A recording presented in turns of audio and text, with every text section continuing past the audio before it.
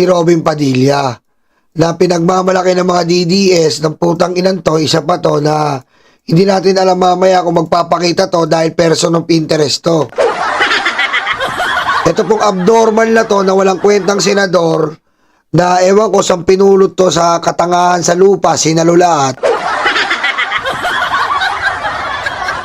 Okay?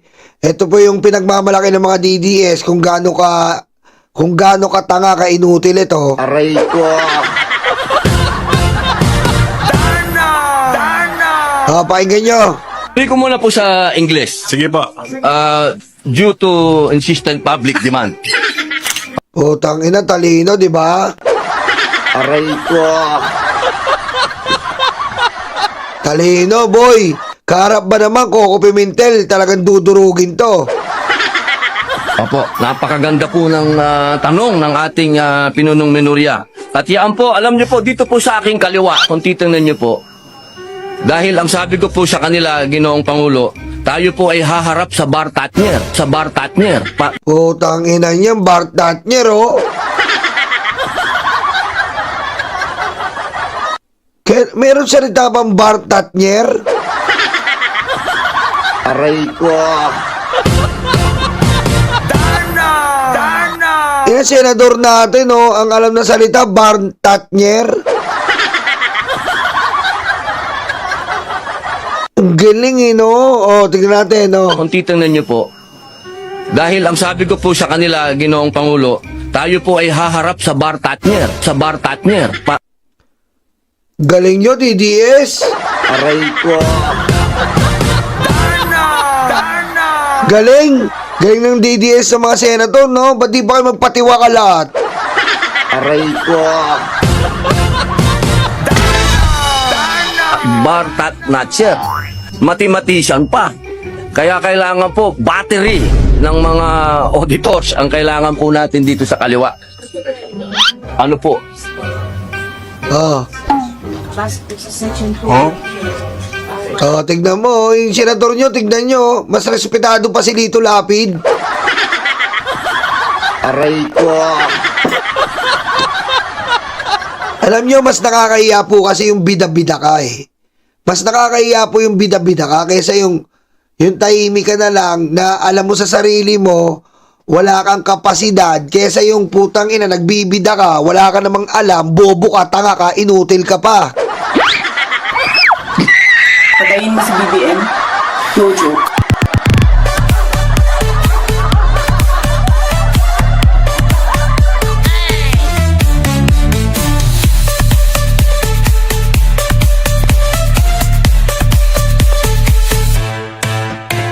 Diba? Ayun na mahirap, eh.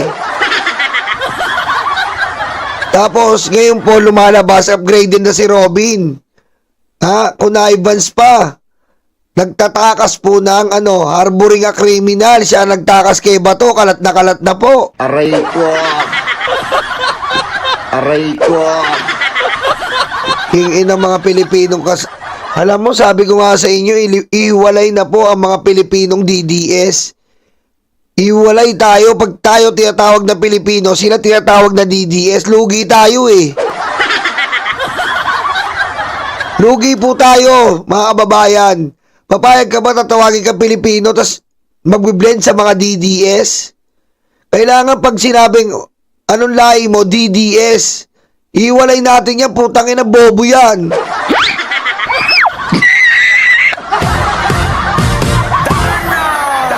Lugi tayo. Walang karangalan, eh, putang ina, walang karangalan po.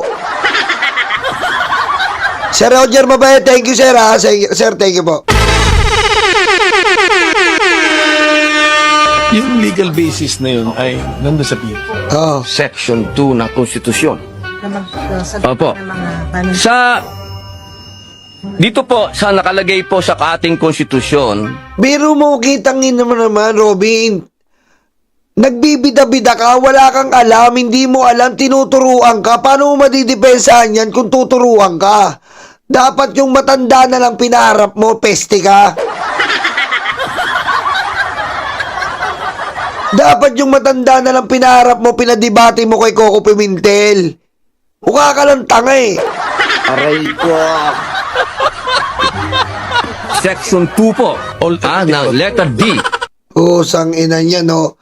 Tingnan mo, ayan po yung top 1 senador, kita mo. Alam nyo mga kababayan ha. Ay, Mami Chris Rose, shoutout ha. Alex.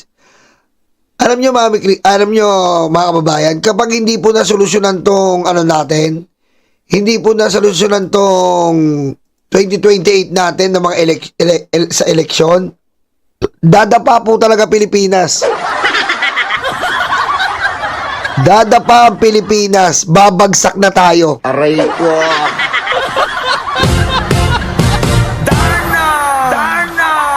Babagsak na tayo nito. Pag hindi na solusyonan po ang mga senador natin na iluluklok natin, pag hindi na tugunan ang tamang mga tao na dapat sa posisyon sa ating political system, mamamatay na tayo talaga. Aray ko. Wala na. Aray ko. Wala ng Pilipinas po. Wala ng Pilipinas. O, pakinggan natin si super ate ni Cayetano kung gaano rin kabobo. O ngayon, I want to share this with you because later on, nagpa-interview siya at ito yung sinabi. Kaming agent dyan. At wala naman po talaga kasi doon nagpaputok. So sabi ko, iti-imbestigahan nyo, pahuli nyo. Pahuli nyo yung mga nagpapaputok. Dahil sigurado ko, wala kaming tao na nandiyan dyan sa loob ng Senado. Sabi ko, wala kaming agent dyan. So pause ko. Wala naman po talaga kasi doon nagpaputok.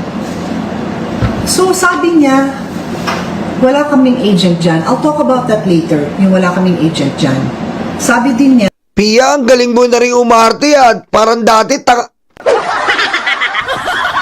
Aray ko. Pia, ang dami yung drama magkapatid, hindi bagay sa inyong dalawa, mukha kayong engot. Pia, mukha kayong engot sa ginagawa niyong magkapatid, sa totoo lang.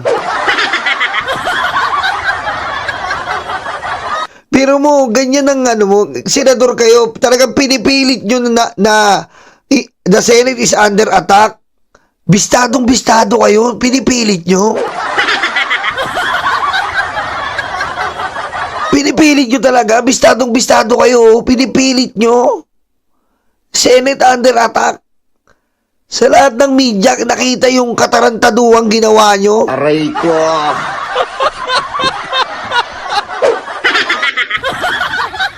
Biro mo under attack, may catering. Aray ko.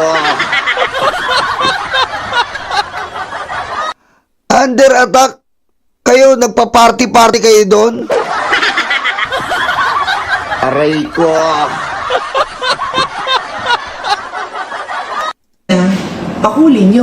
Pahuli nyo yung mga nagpaputok. Ako huhuli? Kaya ka nga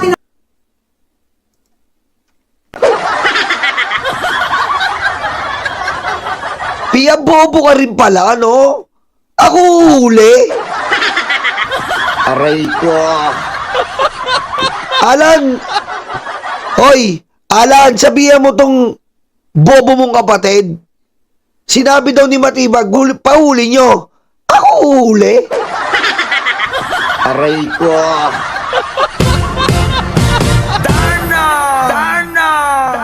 Niliteral niya. Sinabi niya sa live stream, anong gusto mo? Ako huli? Ako? Aray ko. Lucy, Swani, Romy, Chinita ako, shout out. Nawagan ni Senator Loren eh. Humihingi nga kami ng tulong sa'yo. Tapos sasabihin mo, pahuli nyo? Yeah, sure, may usaa kami. Humihingi nga kami ng tulong. Mahirap bang intindihin nun? Mahirap ba? Now, Ang tanga mo, Pia! Ang tanga mo, Pia! Aray ko.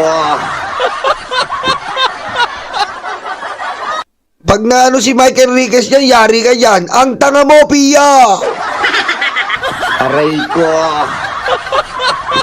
Para suportahan lang yung drama nila, para suportahan po yung drama nilang katarantaduhan nilang, lalo na kayong magkapatid kayo.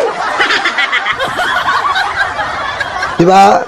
Lalo na kayong magkapatid kayo, putek.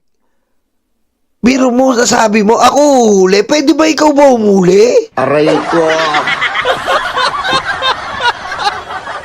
Pwede ba, Pia, ikaw umuli? Sa tingin mo. Tanong mo, masasagot mo, tanga ka eh. Pwede ba ikaw umuli? Aray ko. Kita mo, no? Napaka-bobo na itong mga to. Na parang gusto nilang sabihin na sobrang naaapi sila, sobrang under attack. Tapos makikita mo, kumakain doon, namumuwalan. Nagdrama pa, pinatutay yung ilaw. Binuking naman ni Bongo. Aray ko.